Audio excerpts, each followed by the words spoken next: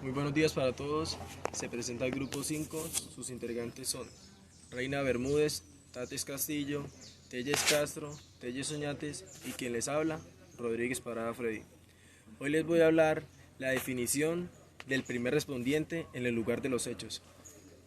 El primer respondiente es la primera autoridad que llega al lugar de los hechos y él es el encargado de identificar, de informar y de entregar a la policía judicial el material probatorio o la aprehensión y la preservación del lugar de los hechos.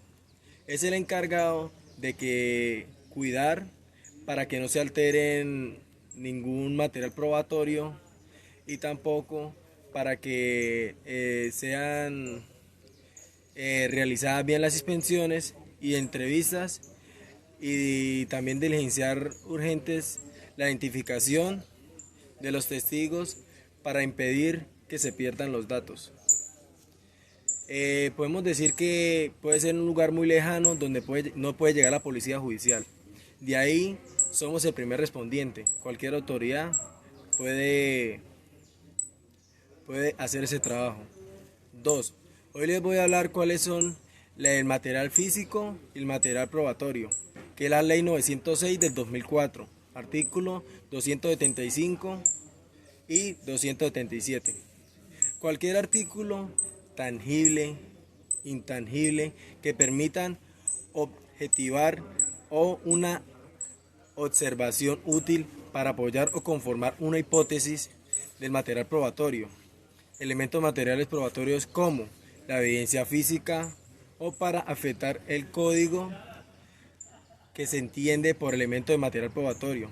Evidencia física, el cual las siguientes son: pueden ser huellas, rastros de residuos, manchas, vestidos y dejando por la ejecución de la delictiva. Las armas, instrumentos, objetos que adquieren otro medio utilizando para la ejecución de la actividad delictiva. También podemos encontrar dinero, bienes y entre otros efectos provienen del cual la ejecución de la actividad delictiva. También en ese lugar de los hechos tenemos que recaudar el manual sobre el lugar de los hechos expedido por el fiscal, quien señala que el lugar de los hechos es todo el espacio abierto o cerrado, o el móvil, incluyendo las áreas adyacentes y la ruta de escape. La cadena de custodia es una prueba que define con procedimiento controlado que se implica los indicios del material relacionados con un delito, evitando la alteración, situaciones o contaminación del material probatorio, o también a llegar a detener también la destrucción de aquel material. El procedimiento siguiente es recolección adecuada y conservar la entrega bien a un fiscal, el cual debe, por la protección de todos los integrantes de las fuerzas militares, la obligación es respetar, proteger los derechos de la población civil. El Ministerio de Defensa Nacional establece políticas sobre los derechos humanos y el derecho internacional humanitario, dirigidos todos los miembros de la fuerza pública. Listo, muchas gracias. Profe, buen día. En el día de hoy voy a hablar qué es el lugar de los hechos, cuál y cuáles son sus protecciones. El manual sobre los hechos expedido para la Fiscalía General de la Nación señala que debe entender como sitio el acontecimiento de cualquier espacio abierto o móvil, incluyendo las áreas cercanas, sus rutas de escape en el cual se ha cometido un delito. Podemos encontrar los destinos, lugares de los hechos como son campo abierto, campo cerrado, eh, lugares típicos, atípicos, mixtos y los determinados. Preservar el lugar de los hechos consiste en proteger, aislar y conservar el lugar donde se cometió un delito para cuidar las evidencias y evitar que se contaminen o sean afectadas las pruebas o elementos materiales probatorios. ¿En qué consiste la cadena de custodia y cómo se realiza? La cadena de custodia de, de una prueba se define como el procedimiento controlado que se aplica a a los materiales relacionados con un delito. Los encargados de este procedimiento son los peritos y este procedimiento se realiza para evitar contaminación, destrucción y suplantación de los elementos materiales probatorios. Buenos días, profe. Me tocó cuál es el deber de protección de las fuerzas militares.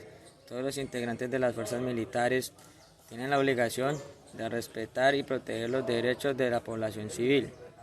El Ministerio de Defensa Nacional establece políticas sobre derechos humanos y derecho internacional humanitario, dirigido a todos los miembros de la fuerza pública. Nosotros como fuerza tenemos la obligación de respetar los derechos de cada persona.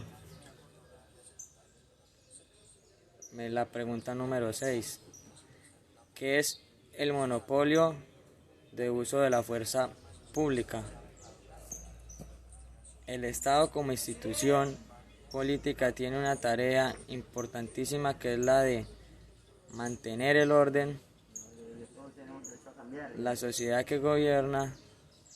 Esto es elemental para que las diferentes áreas de esa institución puedan funcionar correctamente, pero además también para que la convivencia social sea posible, así que surge la noción del monopolio de la fuerza, aquella que hace referencia a la capacidad exclusiva que el Estado debe tener de ejercer poder sobre el territorio dado. Buenas tardes, profesora. Hoy vengo a exponer qué es una operación militar. Es una serie de maniobras, movimientos y combates enlazados y dirigidos a conseguir un fin estratégico. También se define como acción militar, ejecución de una acción militar estratégica, táctica, de servicio de adiestramiento o administrativa, proceso de combatir incluso movimientos de abastecimiento, ataques, defensas y maniobras. Misión encomendada a los objetivos de cualquier batalla o campaña. Seguimos a la siguiente pregunta. Dice, ¿qué es el bloque de la constitucionalidad? Bueno, esta se refiere a aquellas normas y principios que sin aparecer formalmente en el articulado del texto constitucional son utilizados como parámetros del control de constitucionalidad de las leyes, por cuanto han sido normativamente integrados a la Constitución. Bueno, por diversas vías y por mandato de la propia Constitución. El bloque de la constitucionalidad es un terreno que comienza a utilizar la Corte Constitucional Colombiana. Pero bueno, ¿esto cuándo? Bueno, esto solo a partir de 1995. Pero ¿qué concepto se venía aplicando desde años anteriores? Bueno, se utilizaban los valores y principios en el texto constitucional para asegurar la permanencia y la obligatoriedad del contenido material del mismo. Buenas tardes, profesora, y le explicaré sobre cuál es la responsabilidad de un primer respondiente, las cuales tienen unas funciones como es aislar el lugar con un cordón de protección para mantener libres y seguros de cualquier manipulación los elementos probatorios. También es tomar una seguridad perimetral para aislar el lugar para evitar que personas ajenas ingresen al lugar. También permitir acceso únicamente al equipo de policía judicial, la cual es la que se va a proceder a hacer la investigación. También tiene como esto diligenciar el formato de audición del primer respondiente para así mismo poder continuar con la verificación del lugar de los hechos. También es hacer entrega documentada del lugar de los hechos a la policía judicial, en la cual está todo el informe de todo el procedimiento que se hizo. También hablaremos sobre cuáles son los deberes del primer respondiente, en las cuales deberá permanecer en el lugar de los hechos hasta que la policía judicial se retire. Debe evitar la entrada de personal no autorizado, tales como amigos, parientes o personal ajeno, como anteriormente fue comentado. También debe contar con todos los elementos de seguridad o necesarios para poder acordonar el lugar de los hechos y asimismo poder proceder con la investigación. También hablaremos sobre cuáles son los deberes para garantizar la validez de los elementos materiales probatorios. En este hablaremos sobre que deben adoptar unas medidas de autoprotección porque uno no sabe en qué elementos pueden estar contaminados o pueden ser, no sé, o sea, nos pueden perjudicar físicamente y nuestra salud. También hay que acordonar y asegurar el lugar de los hechos, también verificar e informar si hay heridos y prestarle el apoyo necesario. También verificar que la información suministrada sea verdadera y que implique una investigación, para así mismo ser válidas, para así mismo poder ser la validez y poder proceder a hacer la investigación. Muchas gracias.